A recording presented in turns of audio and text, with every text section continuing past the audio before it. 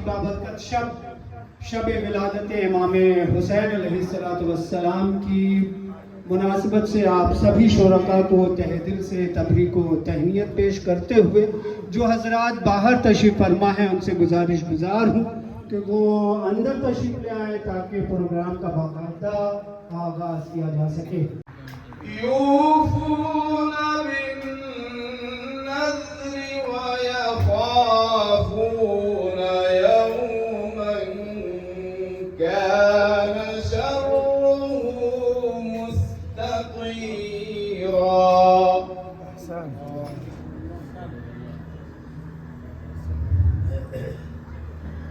ويطعمون الطعام على حبه مسكينا ويتيما وأسيرا. خوشی ہے کہ مولانا جناب سید کل کے جواد صاحب نے مجھے جو ذمہ داری دی تھی امید کرتا ہوں کہ مطلب نبھا پایا ہوگا اور ایک اچھے سے فیئر اور الیکشن پروسیس میں نے کنڈکٹ کرایا ہوگا. اور اس بار کا الیکشن تھوڑا وہ بھی تھا, کمپٹیشن بھی اس میں کچھ تھا, تو میں اور وقت ضائع کیے بغیر میں سیدھا نتیجوں پر پہنچتا ہوں.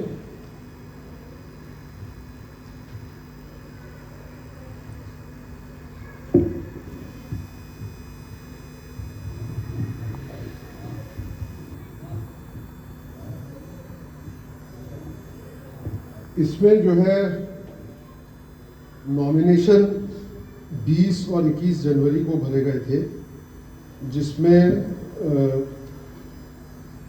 لگ بھگ سبھی پوسٹ جیسے president, vice president, general secretary, joint secretary, financial secretary, press secretary اور وقف سیکریٹری اور ایگزیکٹو ممبر, لگ بھگ سبھی کنٹیسٹڈ پوسٹس میں سبھی کے نامینیشنز کچھ آئے تھے. اس کے بعد نامینیشنز کی اسکروٹنی کے بعد 25 تاریخ کو کچھ اپلیکیشن جو نامینیشن فارمز جو تھے وہ ریجیکٹ کیے گئے, اور الٹیمیٹلی جو ہے الیکشن جو ہوئے وہ 2 ایگزیکٹو پوسٹس پر, پریزیڈنٹ اور وقف سیکریٹری کے پوسٹ پر ہوئے اور 12 ایگزیکیوٹیو الیکٹڈ ممبرز کی پوسٹ پر ہوئے. پریزیڈنٹ کے پوسٹ کے لیے کینڈیڈیٹ رہے سید رضا ارشاد رضوی صاحب اور حسن میاں صاحب, جس میں کہ سید رضا ارشاد رضوی صاحب جو ہے آج ووٹنگ کے بعد جیت گئے ہیں. ان کو اچھی کمپٹیشن حسن میاں صاحب سے ملی. حسن میاں صاحب نے لگ بھگ 51 ووٹ پائے ہیں, اور جو وجے کینڈیڈیٹ ہیں سید رضا ارشاد رضوی صاحب, انہوں نے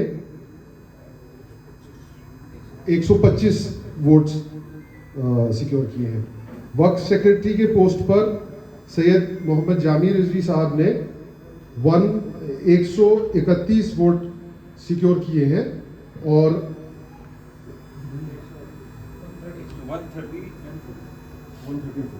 130 ووٹس سید محمد جامی رضوی صاحب نے پائے ہیں, اور محمد معراج کاظمی صاحب کو 46 ووٹ پراپت ہوئے ہیں.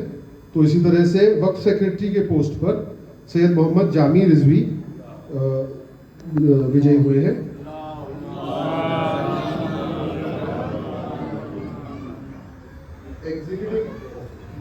ایگزیکٹو ممبر کے پوسٹ پہ جو وجے ہوئے ہیں ان کے نام پڑھ دیتا ہوں, سب کے ووٹ نہیں پڑھوں گا. حسن تقی صاحب, اصلاح الحسن صاحب, محمد رضا, سید محمد خورشید کاظمی, SM حسنین, علی حیدر زیدی, سید علی ظہیر نقوی, سید کوثر عباس, سید محمد عباس, سید GS کاظمی, یاسر علی مرزا صاحب اور محمد ہاشم صاحب. تو اس طرح سے 12 الیکٹڈ ایگزیکٹو ممبرز جو ہیں یہ نرواچت ہوئے ہیں, اور جو انپوزڈ جو کمیٹی اسکروٹنی کے بعد ایمرج ہوئی ہے وہ ایسے ہے. میں پورا ایک بار کمیٹی جو ہے نئی کمیٹی 2025 ان کے سب کے نام پڑھ دیتا ہوں. پریسیڈنٹ ہیں صدر ہیں سید رضا ارشاد رضوی صاحب.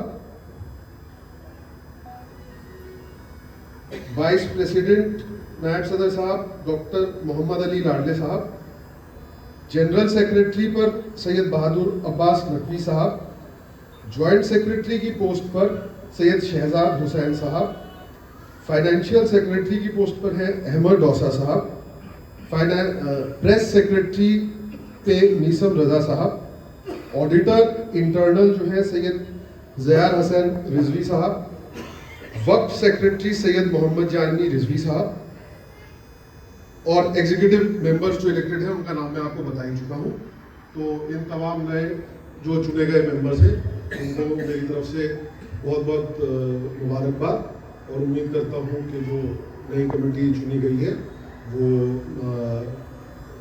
مولانا صاحب کے قیادت میں تحریک کو بلندی سے آگے بڑھائیں. بہت شکریہ.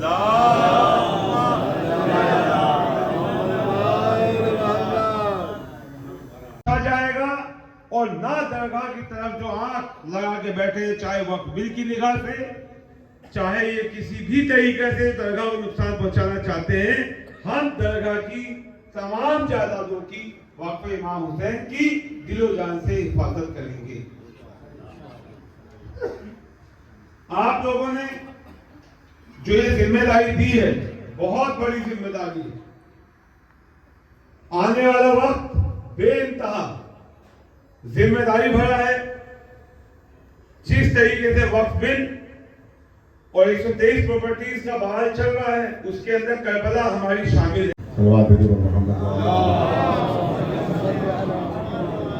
بڑی مشکل بنی میرے لیے یہ ہے کہ میں ابھی 6 بجے یہاں پہنچا ہوں لکھنؤ سے پروگرام کے دن میں, اور ابھی 9:30 کی فلائٹ ہے میری.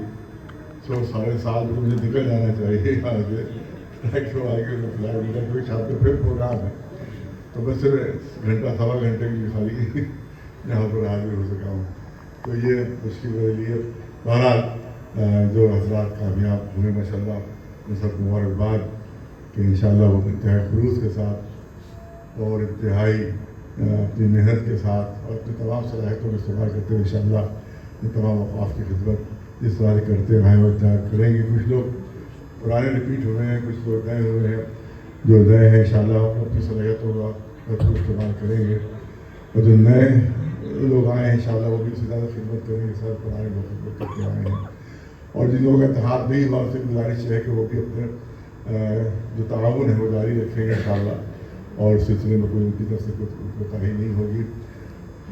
ماہ شعبان ہے, ظاہر ہے کہ اس میں ایک عجیب خصوصیت ہے جو امام حسین علیہ السلام کو حاصل ہے, اور میں جلد کر کے عرض کر رہا ہوں کسی معصوم کو خصوصیت حاصل نہیں ہے تو اللہ نے امام حسین علیہ السلام کی خصوصیت دی ہے. کیونکہ بہت سے معصومین ایسے ہیں جن کی جس مہینے میں شہادت کی تاریخ ہے اسی دن کسی نہ کسی معصوم کی ولادت کی ہوئی ہے, اور اگر ولادت کی تاریخ ہے تو ساتھ ہی ساتھ شہادت کی ہے. جب اتنا مبارک مہینہ ہے مگر مولا علی کی ولادت بھی ہے, اسی کے ساتھ ساتھ شہادتیں بھی ہیں. رمضان اتنا مبارک مہینہ ہے مگر جہاں ولادت ہے وہاں مولا علی کی شہادت بھی ہے. لیکن امام حسین کے لیے خصوصیت رکھی اللہ نے کہ محرم کا مہینہ اس میں جب شہادت ہے تو کوئی ولادت کی تاریخ نہیں ہے, اور شعبان کا مہینہ جس میں ولادت ہے تو کوئی شہادت کی تاریخ نہیں ہے. تو خوشی بھی خالص ہے اور غم بھی خالص ہوتا ہے. سلوات بولے.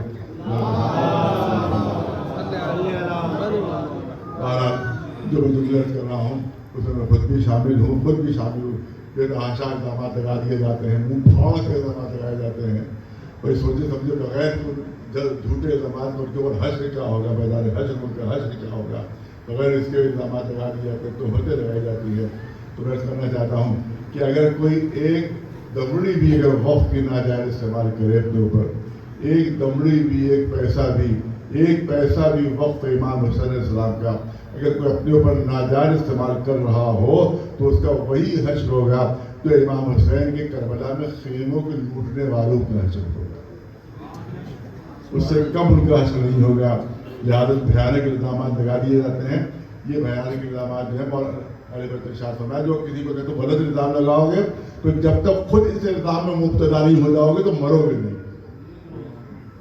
اسے ارشاد معصومی نے تو یہ تو غلط الزامات لگاتے ہیں ان کو ڈرنا چاہیے مولا کے اس قول سے کہ تم اس وقت تک نہیں مرو گے جب تک تم پر خود کوئی الزام غلط نہیں مل جائے گا. تو یہ تو بھیانک الزامات کو پھاڑ کے لگاتے ہیں تو ان کو ہوش میں آنا چاہیے اور کو سمجھنا چاہیے کہ یہ الزامات جو لگا رہے ہیں ان میں خود ان کا حشر کیا ہوگا جو غلط الزامات لگاتے ہیں. تو بہرحال یہ کوشش ہے. لیکن اتنی بڑی کمیونٹی ہے اہل سنت کی کمیونٹی, ہم سے 4 گنا زیادہ ہیں اور کیا 10 گنا زیادہ اوقاف ہے. اختلافات ان کے بھی بہت ہیں, آپس بہت اختلافات ہیں, لیکن ایک انٹرنیٹ پر بھی ایک بھی آپس کا خلاف مخالفت کا بیان دکھائی دیا. ایک مولوی دوسرے مولوی کے خلاف کو بیان دے دیا اور ایک کے خلاف بیان دے دیا, جبکہ ہم سے 10 گنا زیادہ ہے اور اختلافات بھی. لیکن چھوٹی سی کمیونٹی, لیکن ہر ایک بیوی میاں میں بھی اختلاف ہو جائے تو وہ بھی ایک انٹرویو ڈال دیتا ہے, اور بھائی میں اختلاف ہو جائے تو وہ بھی ایک انٹرویو ڈال دیتا ہے تاکہ پوری دنیا کو خبر ہو جائے. اگر آپس کے خلاف اگر ہو تو آپس کو اس کو طے کیا جائے اور بھی بدنامی میں اس کو سبب نہ بنایا. یہ بہت بڑی گزارش ہے. اور جو پیسے کماتے ہیں تو ایک میرے خلاف ایک ویڈیو پر 10 ہزار روپے ملتے ہیں. کمانے کا بہترین طریقہ یہ ہے کہ میرے خلاف بولنا شروع کر دیجیے, انشاءاللہ لکھپتی ہو جائیں گے. 1 سال بھر میں لکھپتی ہو جائے گی. بس میرے خلاف اتہامات جھوٹی باتیں بیچنا شروع کر دیجیے, انشاءاللہ 1800 روپیہ آنا شروع کر دیتے. اس بات کو خیال رکھا جائے کہ تہمت لگانے کا غیبت کا اتنا بڑا سزا ہے قرآن میں, تو تہمت کی کتنی بڑی سزا ہے. اس بات کا اندازہ لگانا چاہیے تہمت لگانے والوں سے, اندازہ ہونا چاہیے کتنا کیا حشر ہوگا ان کے میدان ہے. یہ بات تمام چیزیں پیش نظر انشاءاللہ.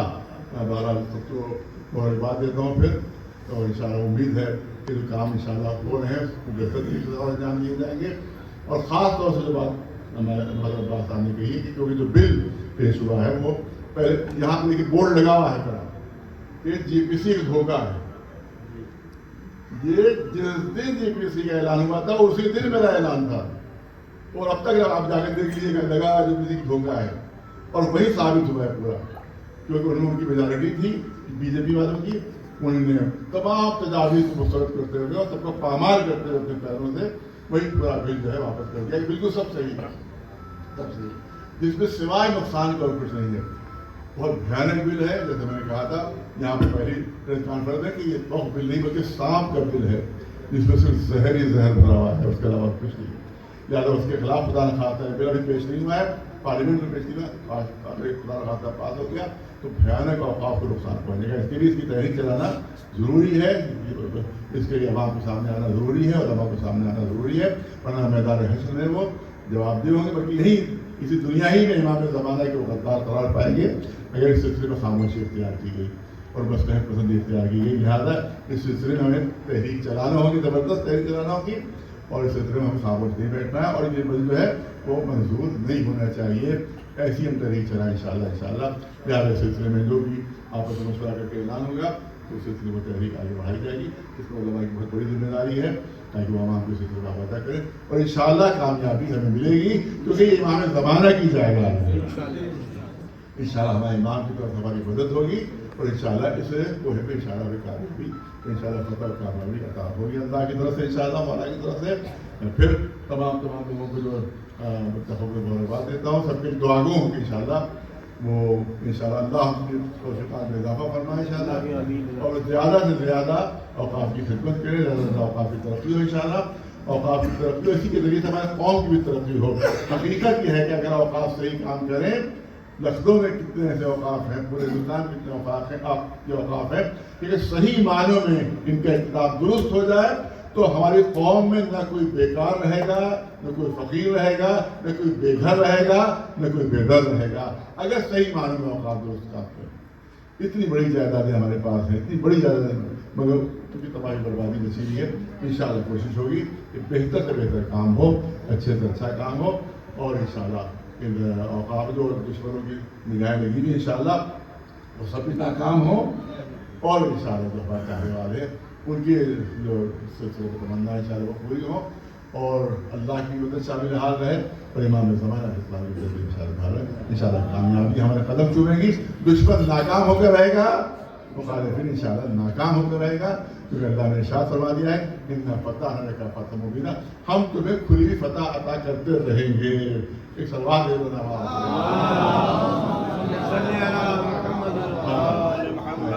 چاہتا ہوں کیونکہ سارے ساتھ ہو رہے ہیں. ایک مرتبہ نعرہ تکبیر, نعرہ تکبیر, نعرہ رسالت, نعرہ رسالت, نعرہ حیدری, نعرہ حیدری, لبیک یا حسین, لبیک یا حسین, لبیک یا مہدی, لبیک یا مہدی.